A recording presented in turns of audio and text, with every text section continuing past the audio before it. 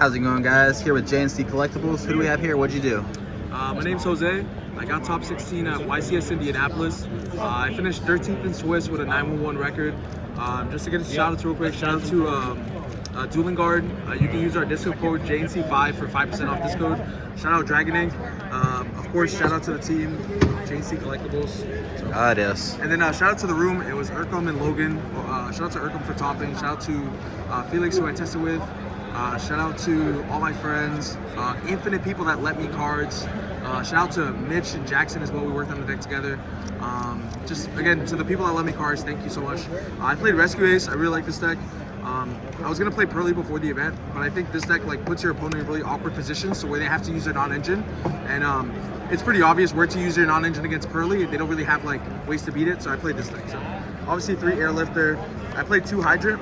I cut the third one for the HQ because the HQ comes up in the mirror to recycle your traps. 2 Turbulence. I wanted to cut this to 1, but realistically you just couldn't do it. Also, hard drawing this is like kind of sacky sometimes, so you just play 2. 2 Preventer. I almost thought about playing 3 of this card, which is crazy, but I didn't bring myself to do it. The third one came up a couple times, but I probably just could have played it better anyways in those scenarios, so I'd probably still play 2. And then 1 Impulse. I didn't play 3 of this card. I didn't necessarily want to draw it. I didn't want to play into talents or thrusters, stuff like that. It's nice to resolve it in your opponent's turn if you're able to. But with the combo I go for, I usually search this off of a sold. So even if you get like evenly matched or something, you still end on like Rescue Ace monsters and the Preventer of a Kamoon. And then obviously the 3 Emergency, HQ, the 2 Spells, and the 2 Traps. A lot of people were telling me to side out Extinguish and keep Contain going second, but honestly, I actually kept Extinguishing most of the time, and it felt a lot better, because when you were able to crack the board, it felt better to be able to pop a monster and them not being able to use the effects. I feel like that came up more. Yeah, this was the Rescue Ace engine. Yeah. Also, there's like cool things you can do with like Rescue, and if you have a Turbulence in the graveyard, if they like SP target something to out it, you can like chain Rescue to summon back Turbulence, and Turbulence is on the field to see what SP targeted, and a card left the field. So now your Turbulence just became like a Regeki break for no reason. So that's like cool things you can do like that too. Most people just like use this in standby or draw face, but there's no need when you can do like cool stuff like that. And then for the Snake Idea Bellstar package, a little different. I'm not sure how many people did this, but I played 3 Witch. This card was basically a 1-card combo to the deck, and I wanted the deck to be as consistent as possible. I did break throughout the weekend, even though I played as max as consistency cards, I felt like I really could. So 3 of this, 3 Wanted, 1 of this. This card was glued to my hand. It was crazy. But this engine was really insane. I think this deck used to lose to Zeus, but now it doesn't, because on the follow-up, you just like use this, put this back, search Hydrant, use this, put this back, draw a card. So like, even though they have a 2-cent Zeus, it like doesn't matter with how much follow-up you actually have. And then I played Ricardetto and Durendal. This engine was really insane. I really valued making Baron post-side, and even game 1. Baron negated a lot of Harpy's Feather Dusters and evenly matches and stuff like that, so it was really insane. Durendal can be like a low-key starter if you use it correctly. Also, just real quick, if you open like there was like times I bricked with this, and you can go like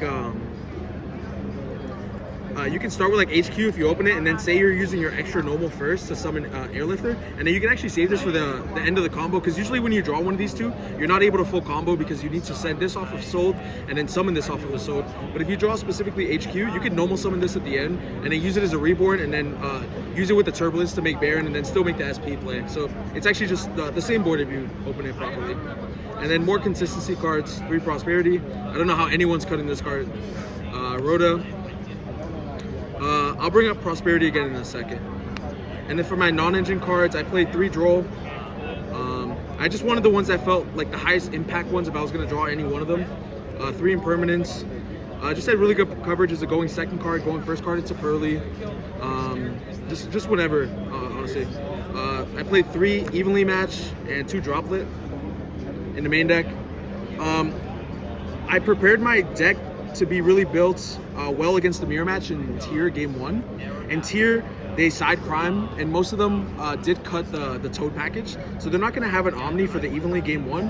And then the other reason I wanted to play these cards was like, I wanted to play 3 Prosperity in my deck, but when you decide to do that, you have to give up some form of non-engine. But when you play these type of cards, when you go first or second, when you go first, Prosperity can become an engine card. But when you go second, Prosperity now also becomes a non-engine card because it's able to grab these high impact ones. So that's what I really valued. So although I played less hand traps than other people, I felt like I still had more non-engine than them because Prosperity also counted as a non-engine in my deck. So that was the main deck. It was 42 cards. I don't recommend it, but you could try it. Anything you change about the main deck? Anything I would change?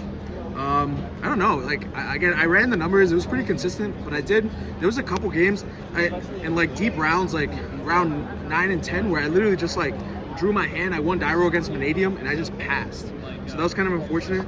So there might be changes. The format changes day to day, week to week. It feels like, so there'll definitely be changes, but I'm not sure what it is right now. Yeah.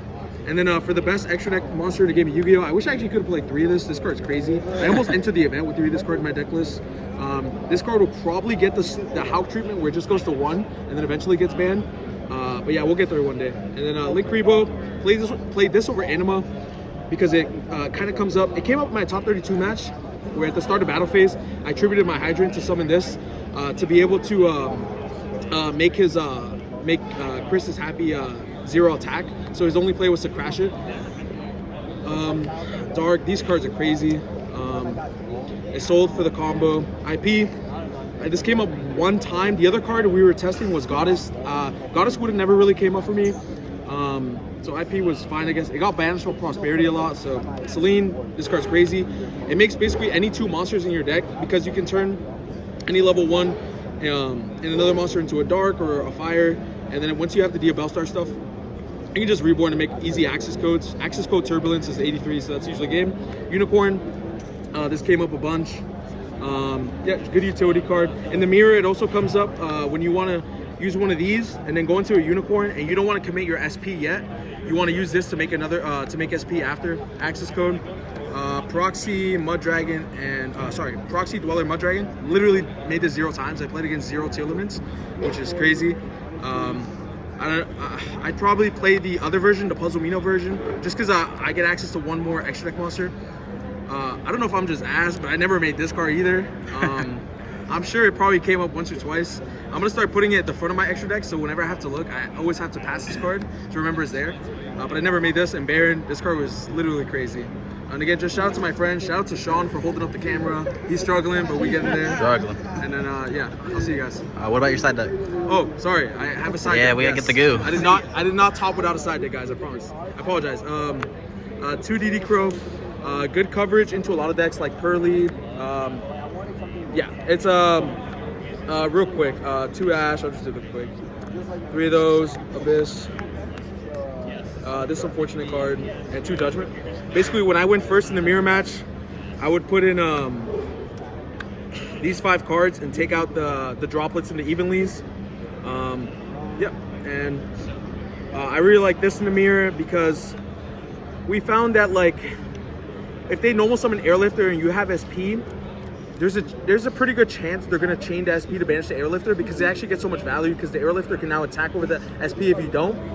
And you get rid of the body, so now I have to emergency out of hand. So that would make Thrust live, which could get you any of these targets or the evenly in the mirror match. But yeah, the side deck was solid. I played against a lot of Vanadium, so more hand traps would be nicer. But I do main deck the best one for that matchup, so yeah. Awesome. And I'll see you guys later. Awesome. Thanks for the profile. Congrats. Yeah.